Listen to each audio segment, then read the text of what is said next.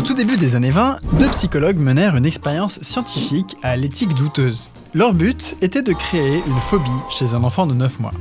Ils laissèrent le bébé jouer avec un rat de laboratoire blanc, dont il n'avait au départ pas peur, mais à chaque fois qu'il touchait le rongeur, les chercheurs frappaient frénétiquement sur une barre en métal avec un marteau. Un bruit horrible vrillait alors les tympans délicats du tout petit. Au bout de quelques répétitions, le petit Albert associa le rat au vacarme effrayant et finit par être terrorisé par le sympathique animal, ainsi que par tous les autres objets blancs et poilus qui lui étaient présentés. Les chercheurs avaient, par conditionnement, créé une peur. Les salauds. Un siècle plus tard, on a beaucoup appris sur la peur et en particulier sur la façon de la maîtriser, ce qui est exactement ce que j'essaye de faire ici.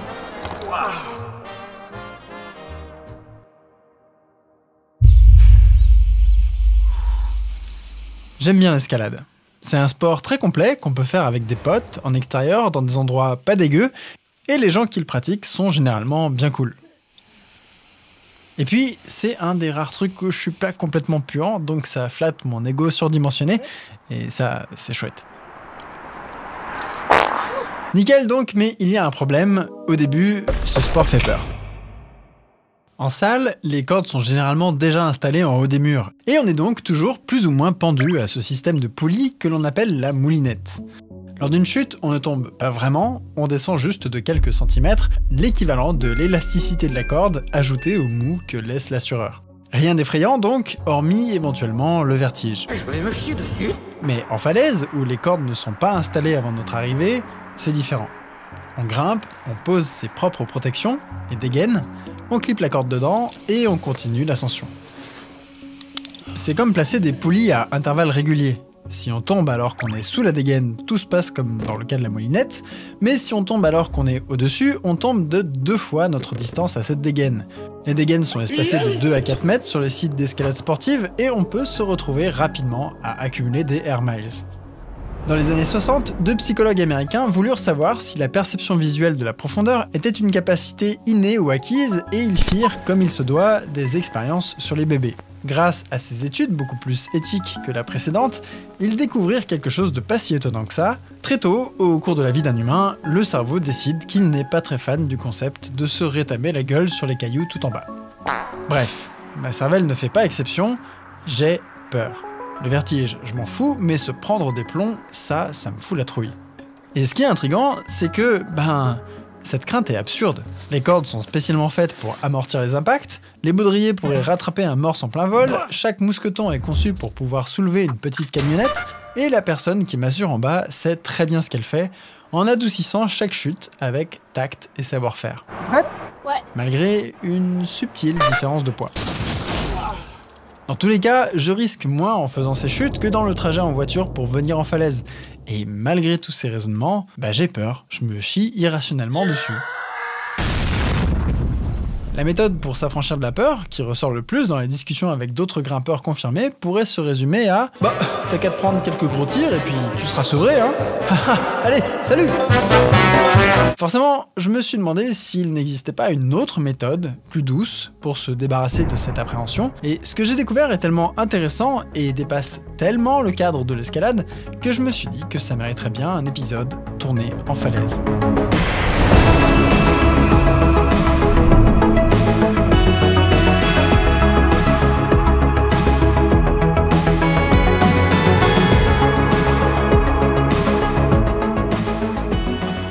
Pour m'aider à répondre à cette question, le grimpeur Sébastien Boin est venu me montrer ce à quoi on peut s'attendre une fois qu'on est bien désensibilisé à la peur du vol. Moi je suis Sébastien Boin, grimpeur professionnel depuis quelques années. Donc voilà, mon métier c'est de parcourir le monde en fait pour réaliser les voies les plus belles et les plus dures possibles. Seb fait partie des 5 meilleurs grimpeurs de difficulté en falaise au monde en ce moment. En France, il est le seul à avoir un tel palmarès de voies d'extérieur difficiles. Et si vous n'avez jamais entendu parler de lui, c'est parce qu'il ne fait pas de compétition et assez peu d'apparitions médiatiques. On ne le verra donc pas au prochain JO, car il est juste trop occupé à méthodiquement broyer les prises des lignes les plus dures du monde et à agrandir un Pokédex de voix déjà bien fourni. Allez Seb, hein. Il a réalisé plus de 60 voies entre le 9A et le 9B+, et si ça ne vous dit rien, ben... Je peux l'expliquer hein, vite fait. Hein. En fait, l'échelle de cotation en escalade, c'est composé de chiffres et de lettres. Le 4 est plus dur que le 3 et le 5 est plus dur que le 4, etc. Et à ça, on ajoute des lettres. Donc actuellement, la voie la plus dure du monde, c'est 9C. Donc la difficulté d'une voie au début c'est un peu subjectif, c'est-à-dire que c'est une personne qui va donner son avis. Ah ben moi je pense qu'elle est plus dure que celle-là, donc c'est 7C+, admettons. Et les autres répétiteurs qui vont venir derrière, ils vont dire ah mais moi je pense comme toi, non moi je pense pas, je pense que c'est un peu plus facile. Et avec la somme des répétitions, on arrive à ajuster à peu près cette difficulté. C'est un sport auto-arbitré et je trouve que c'est beau en fait un système qui s'auto-gère comme ça quoi. Pendant la journée qu'on a passée ensemble, il s'est échauffé sur un 7B, a fait quelques 7C+, pour rigoler, et a ensuite été randonné dans une 8C. Pour comprendre à quel point c'est un mutant, il faut savoir que la plupart des gens qui se débrouillent grimpent dans le 6, ceux qui commencent à être bons sont dans le 7, et les gens qui passent leur vie, leur week-end et leurs vacances sont dans le 8A, 8B. La 8C sur laquelle il s'amusait est une voie sur laquelle des gens extrêmement forts passent des semaines ou des mois pour réussir à l'enchaîner. Mais tous ces accomplissements n'auraient jamais pu avoir lieu s'il tétanisait à chaque fois qu'il est au-dessus d'une dégaine. Quand je suis dans des gros projets, je m'en fous quoi, je peux sauter 4 dégaines, je suis prêt à mon truc quoi, je sais ce qui va se passer, je suis à 100% dedans et tout. Pour voir ce que ça donne en pratique, je lui ai demandé de se jeter dans le vide. Et il était un peu trop content de le faire. C'est vrai ?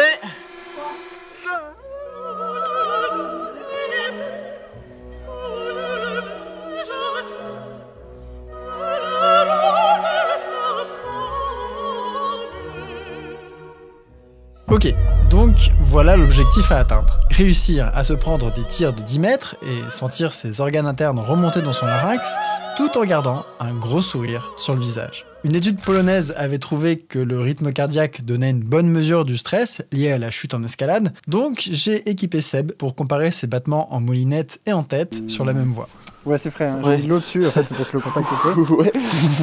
Ça, il faut que ce soit vraiment là, ici. Ok.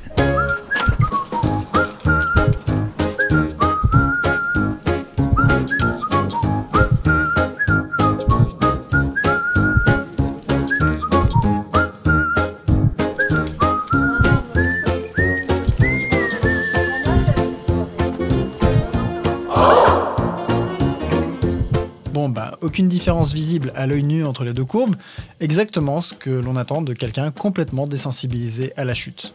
Ce que je conseille aux gens, c'est maîtriser le milieu. On va aller dans une voie qu'on connaît, sur des prises qu'on connaît, et puis petit à petit, on va commencer à tomber, et après on va changer de voie, on va aller dans quelque chose qu'on connaît moins, etc. Et c'est toujours pareil, hein, c'est faire du progressif. Dans le cas d'un événement stressant, une cascade de phénomènes se produit dans le cerveau. L'information qui vient des sens finit par passer par les deux noyaux de l'amygdale. Ces deux zones travaillent ensemble à intégrer les informations sensorielles et à en sortir des émotions en quelques dizaines de millisecondes.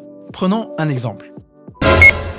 Voilà, le petit son que vous avez entendu a été émis au moment où votre amygdale s'est allumée et a décidé que c'était flippant. On la comprend. Dans la foulée, le noyau central de cette amygdale, au cœur de votre cerveau, a émis de l'adrénaline et a préparé votre corps à une réponse à cette menace. Augmentation de votre rythme cardiaque et respiratoire, dilatation de vos vaisseaux sanguins et ainsi de suite, pour vous permettre de courir ou de vous battre, fight or flight. Dans mon cas, fight or fly, du coup. tu l'as? Non, c'est une blague parce que, en fait, fly et fight. Ouais, bon. Voilà, en très simplifié, ce qui se passe lors d'un événement flippant. Bien sûr, tout est beaucoup plus complexe en réalité. Il pourrait exister en fait plusieurs routes pour stimuler l'amygdale, et même si elle est centrale dans la gestion de la peur, elle n'est probablement pas la seule partie du cerveau qui décide de ce qui est effrayant ou non. Pour expliquer ce que je veux dire, prenons un grimpeur téméraire comme Alex Honnold. Il a connu une popularité internationale grâce au documentaire Free Solo, dans lequel il monte une paroi de plus de 900 mètres de haut sans aucune forme d'assurage. Avec ce documentaire, de nombreuses personnes se sont demandé si tout allait bien dans le câblage interne de ce sympathique grimpeur un peu trop tranquille pour être tout à fait humain. Et évidemment, on s'est rapidement tourné du côté de son amygdale. L'imagerie à résonance magnétique fonctionnelle permet de voir quelles zones du cerveau sont le plus irriguées en temps réel, ce qui donne une carte en 3D des zones qui s'activent à chaque instant. En comparant l'activité cérébrale d'Alex avec celle d'un autre grimpeur face à des images censées être flippantes, les chercheurs ont constaté que ces amygdales, plus petites que la moyenne, ne s'activaient pas autant. Cet exemple semble appuyer l'importance de l'amygdale dans la peur, mais ce n'est pas si simple. En fait, Alex Honnold ressent la trouille. Il en parle d'ailleurs extensivement dans certaines interviews. So obviously if something happens, then like you you know, that spike of fear or spike of adrenaline. And then sometimes I can find it somewhat hard to recover from something like that. Or like if a foot slips or if something, or even if you just suddenly realize that you're botching the sequence or something, you might get that jolt of fear or something where you're like, oh God. You know, and then sometimes it's hard to recover from that. You have to be disciplined about like some deep breaths and like that is now behind me and I am moving forward and whatever. But I haven't experienced that much anymore, and I think that partially because that's something you build up to, you know. Il y a donc plus qu'une amygdale peu sensible dans l'histoire. Il a également passé d'innombrables heures à des centaines de mètres de haut sur des parois, seul, à apprendre à gérer ses peurs, et ce depuis très jeune. Cette patience, cette concentration et ce travail quotidien dans des conditions qui nous feraient tous avoir des syncopes sont une part très importante dans sa capacité à faire du free solo. Bref, le cerveau c'est complexe, et si je fais cette digression, c'est juste pour vous rappeler qu'il faut éviter de tout simplifier en parlant de la peur comme un pur produit mécanique d'une seule partie de cet organe. Bon, et aussi parce que je ne pouvais pas ne pas parler d'Alex Honnold dans un épisode sur la peur, il est incroyable ce mec. Je t'aime. Ok, donc une partie des peurs semble innée, car des travaux ont montré que les bébés ont des réactions fight or flight devant les photos de serpents et d'araignées, et c'est probablement le cas aussi pour la peur de la chute. Mais ce qui est important à comprendre, c'est qu'il existe tout un système d'apprentissage de la peur, comme le petit Albert a malheureusement pu en faire l'expérience. Faire apparaître une peur est facile. Il suffit d'associer ce qu'on veut à un stimulus très désagréable, comme un choc électrique. Vous voulez sentir des suées en pensant à une forme géométrique, à des animaux ou à un accord de musique médiévale innocent? Qu'à cela ne tienne, asseyez-vous pour la séance diapo la plus étrange de votre vie et mettez-vous des grosses décharges à chaque fois que ces objets apparaissent. Au bout de quelques répétitions, le simple fait de voir l'image augmentera votre rythme cardiaque, la conductivité électrique de votre peau et la taille de vos pupilles. Vous aurez développé une peur automatique de ces objets. Grâce à la plasticité de l'amygdale, il est en fait possible d'être flippé par n'importe quoi, et créer des peurs en laboratoire, notamment sur des animaux, a été un outil important de la recherche en psychologie car elle permet de l'étudier expérimentalement et donc de la manipuler. En effet, et heureusement, tout ceci marche aussi dans l'autre sens grâce à ce qu'on appelle le déconditionnement. Et c'est ce déconditionnement que j'allais essayer d'appliquer à mon propre cerveau. Pour que la démarche soit la plus solide possible, j'ai demandé conseil à Jérôme Palazzolo, médecin psychiatre spécialiste, entre autres, du traitement des phobies. Il faut faire la différence déjà entre une peur normale et une peur pathologique. La peur, l'anxiété, c'est une émotion normale qui vise à nous préserver. On va parler de phobie à partir du moment où la peur va devenir irraisonnée et désadaptée à la situation. La peur de se prendre un plomb n'est pas à proprement parler une phobie, mais la méthode qui est utilisée pour les guérir peut servir pour résoudre mon problème. Alors, je suis spécialisé en thérapie cognitivo-comportementale, donc ce qu'on appelle les TCC, qui sont des thérapies brèves dans lesquelles on fait participer le patient. D'ailleurs, si vous souffrez d'une vraie anxiété ou d'une phobie comme le vertige, les requins, les trous, etc., n'hésitez pas à vous rapprocher d'un professionnel spécialiste des TCC. Aujourd'hui, cette méthode est considérée comme la référence pour le traitement des phobies, et des études approfondies effectuées en IRM fonctionnel montrent qu'après le traitement, l'amygdale s'active effectivement beaucoup moins après un contact avec l'objet stressant. Donc si ça marche pour des trucs extrêmement flippants, ça devrait bien fonctionner pour la petite trouille de se prendre des tirs en falaise. Dans un premier temps, on va proposer à la personne un travail sur tout ce qui va concerner la relaxation, de lui permettre de mieux gérer ses émotions, de mieux gérer l'anxiété. Pour ça, Jérôme propose à ses patients des techniques de respiration pour se détendre. Dans un deuxième temps, il travaille avec le patient pour mettre en évidence les pensées qui apparaissent automatiquement lors d'une situation de stress et qui aggravent l'anxiété. Dans une deuxième étape, on va amener la personne à travailler sur ce qu'on appelle des pensées alternatives. On remplace « je vais tamponner le sol si fort que mes chevilles vont me chatouiller l'œsophage » par une autre pensée, comme « haha, mais non, il y a une corde solide, petit gourgandin va ». Constatez comme c'est efficace pour moi. C'est quand même le plus simple de sauter. Oui, j'ai peur.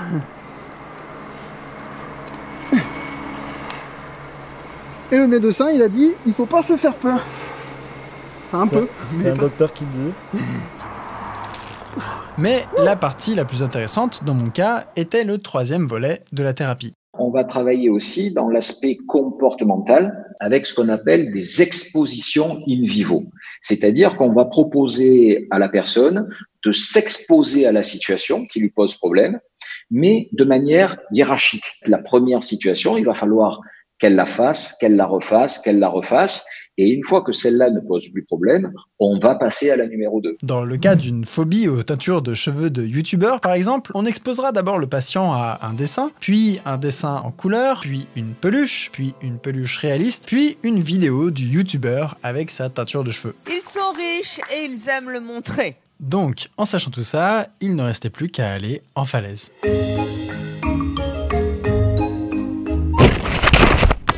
Ah bah c'est bien Neil, super pour l'appareil photo, génial! Le protocole était donc le suivant. J'allais choisir une voie plutôt facile, dans un endroit que je connais bien, la grimper tranquillou, aller jusqu'à une dégaine, monter un peu et me lâcher. J'allais garder la même distance tant que je ne serais pas complètement à l'aise, l'idée étant d'augmenter progressivement la distance à cette dégaine pour agrandir la chute. Après chaque vol, on décrit ce qu'on ressent et le niveau de trouille auquel on est, et on regarde si ça évolue avec les répétitions. J'aime pas ça. Pour voir, j'avais équipé le cardio-fréquence-mètre. L'idée était de mesurer objectivement l'intensité des grosses suées que j'allais me taper. Ah oui, je suis à 100 quand même. J'ai fait tout ça 2 fois, séparés par 6 mois d'intervalle pour voir s'il y aurait des progrès. Et surtout, c'est 2 personnes dans lesquelles j'avais une entière confiance qui allaient m'assurer. La première fois, c'était Cola, mon frère, et accessoirement youtubeur extrêmement drôle et talentueux. Allez dévorer toutes ces vidéos et vous revenez après, hein. Non mais vraiment, c'est fou d'être doué comme ça. Là, je pourrais faire une blague sur le coronavirus. C'est-à-dire qu'en fait, je suis une chauve-souris. Et dans l'autre, c'est Anna, une amie et grimpeuse de longue date. Bref, j'étais entre de bonnes mains, et ce qui est ouf, c'est de constater à quel point ça marche. Bah du coup, tu veux que je m'assoie? Vas-y. Je suis bien. J'ai confiance dans mon équipement. Le tout premier vol partait de genre 10 cm au-dessus de la dégaine. Geronimo! Genre n'empêche que mon cœur il est un peu monté là. L'essentiel de la chute est donc dû à l'élasticité de la corde et au mou de l'assurage, donc vraiment le minimum possible quoi. 50 cm au-dessus? Et ben malgré tout... Toujours aussi peu confiant à l'idée de tomber. Mais je le fais. Comme l'a dit Jérôme, le secret de la désensibilisation est dans la répétition et la récompense. Si je fais quelque chose et je vois que j'arrive à terme, eh ben, je vais avoir un renforcement positif et ça va me stimuler pour continuer dans cette voie. Ouah !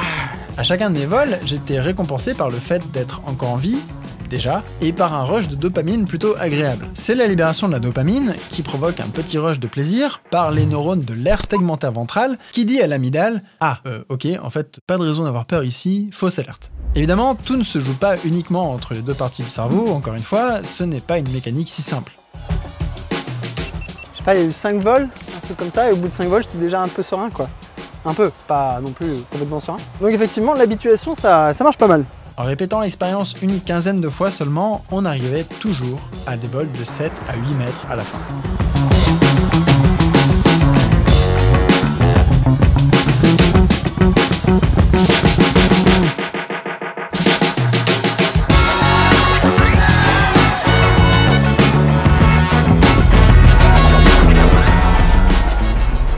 Là, avec l'angle, on se rend pas bien compte, hein. Oui, tout de suite forcément. Mais en vrai, c'était impressionnant et tout. Hein. Ça faisait peur. Ah, j'avais peur. Ouais. Le truc le plus fascinant dans tout ça, c'est que cette méthode permet d'arriver à de telles chutes sans frayeur particulière. Au contraire, en fait. En y allant petit à petit, on ne fait qu'étendre progressivement sa zone de confort et on apprivoise une appréhension dans le plus grand des calmes. Bon, ok, presque, j'en fais peut-être un tout petit peu trop. Si vous êtes intéressé par l'escalade et que vous voulez le protocole exact, un autre vidéaste a fait une vidéo très détaillée, en anglais. On se rejoint sur la plupart des trucs, mais en résumé très succinct... Voilà, la puissance de la désensibilisation. Mais cette méthode a un léger problème. Elle nous demande d'affronter de nombreuses fois l'événement stressant, et dans le cas des phobies ou des troubles de stress post-traumatiques, cela peut mener à un abandon de la thérapie par le patient. Cependant, des méthodes récentes permettent de désapprendre une peur sans même que l'on en soit conscient. Et je vais m'attarder 2 secondes sur une étude qui est parue il y a peu de temps, parce qu'elle est incroyable. Rappelez-vous que grâce à l'imagerie à résonance magnétique fonctionnelle, les chercheurs peuvent voir quelles zones du cerveau s'activent, et cette technologie permet de voir l'effet de certaines pensées, notamment des phobies. Dans la fameuse étude, une équipe de chercheurs d'un laboratoire japonais a réussi à voir ces différentes peurs chez plusieurs personnes, à en faire un modèle type, grâce à un algorithme de machine learning. Ils ont ensuite cherché des personnes atteintes de phobie, les ont faites s'installer dans la machine et leur ont juste donné la consigne suivante: plus le cercle qui s'affiche à l'écran est gros, plus tu gagnes d'argent, bonne chance. La personne passait un petit moment devant l'écran sans savoir comment contrôler la taille du cercle et sans rien voir d'autre que ce cercle. Pendant ce temps, un algorithme lisait en temps réel le cerveau de la personne et lorsque les zones liées à sa peur s'allumaient, spontanément et sans forcément qu'elle en ait conscience d'ailleurs, le cercle grossissait instantanément à l'écran en donnant en quelque sorte une récompense à la personne. Voilà, donc pour résumer, un algorithme récompense automatiquement une personne d'avoir des pensées inconscientes liées à sa phobie sans qu'elle ne sache ce qui se passe, ni les expérimentateurs d'ailleurs. Une vraie étude en double aveugle. Après quelques séances étranges de ce type, les cobayes étaient confrontés à leur peur, et là, la réaction de phobie était bien moindre. L'amygdale était moins activée, et globalement, l'effet était, selon l'étude, comparable à ce qu'on obtient avec une thérapie par exposition. Sauf que la personne n'a fait que regarder un cercle qui grossit. Cette méthode, qui s'inscrit dans le renouveau scientifique du neurofeedback, et dont on parlera plus en détail un autre jour, ressemble fortement à une reprogrammation inconsciente du cerveau, et est, à ce titre, assez perturbante. En fait, la simple idée que cette technologie se développe dans le futur et qu'il devienne possible de supprimer telle ou telle sensation du quotidien d'un geste permet de se rendre compte de ce qu'il y a de précieux dans nos émotions, même désagréables. Et en pratique, ne pas avoir peur est vraiment dangereux. C'est ce qui permet de rester en vie en fait. Combien de grimpeurs de haut niveau se sont écrasés au sol parce qu'ils n'ont pas fini leur nœud de 8 ? Ils n'avaient pas peur, hein, c'est juste ils n'ont pas mis en place des routines qui ont permis d'éviter l'accident. Pour le coup, moi j'ai plus peur de ne pas checker mon nœud de 8 que prendre 20 mètres de vol dans du dévers, quoi. Le géographe Jared Diamond, une superstar intellectuelle aux très nombreux livres à grand succès et connu pour ses travaux en histoire environnementale, s'est illustré un jour en écrivant pour le New York Times un article qui traite du danger des salles de bain. Selon lui, il est important que les personnes âgées soient vigilantes dans leur salle de bain parce que les statistiques sont formelles. En admettant une chance sur 1000 de glisser et de se blesser, en 3 ans de douche, la probabilité de se manger un rebord de baignoire est supérieure à 1. Même avec une probabilité plus faible de tomber, le risque reste élevé car on prend des douches tous les jours et fatalement un matin finira par être celui du backflip carrelage. Les chutes sont effectivement une cause majeure de problèmes de santé graves chez les personnes âgées et c'est pourquoi Jared Diamond milite pour ce qu'il appelle une paranoïa constructive, la peur des dangers quotidiens. Nous sommes généralement nuls à percevoir les dangers dignes d'inquiétude.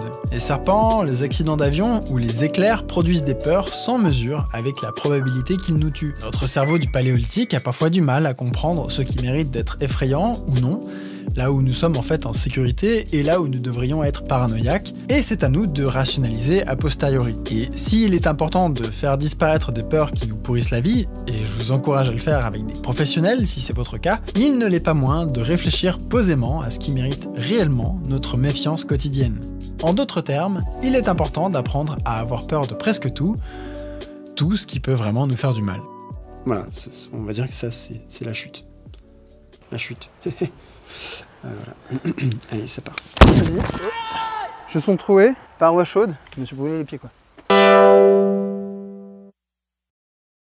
Salut à toutes et à tous, j'espère que vous avez aimé ce petit projet autant que j'ai kiffé me faire peur. Rappelez-vous de faire appel à des professionnels si jamais des phobies vous pourrissent la vie, et TCC ça marche vraiment. N'hésitez pas non plus à aller voir la chaîne de Seb sur YouTube, il y met ses grosses réalisations et des jolis projets bien filmés, franchement c'est cool même si l'escalade c'est pas votre passion. Et maintenant, c'est le moment du sponsor, parce que c'est grâce à leur moula que je peux financer des projets de ce type. Donc cet épisode est financé par NordVPN, un service qui vous permet, entre autres, d'avoir accès au contenu internet bloqué dans votre pays. Si votre site de streaming de drama indonésien favori est bloqué dans le Poitou-Charentes, c'est pas grave, vous n'avez qu'à profiter de la promotion sur l'abonnement de 2 ans en allant sur nordvpn.com/dirtybiology, mettre le code dirtybiology et hop, vous aurez un mois offert. Un mois de drama indonésien.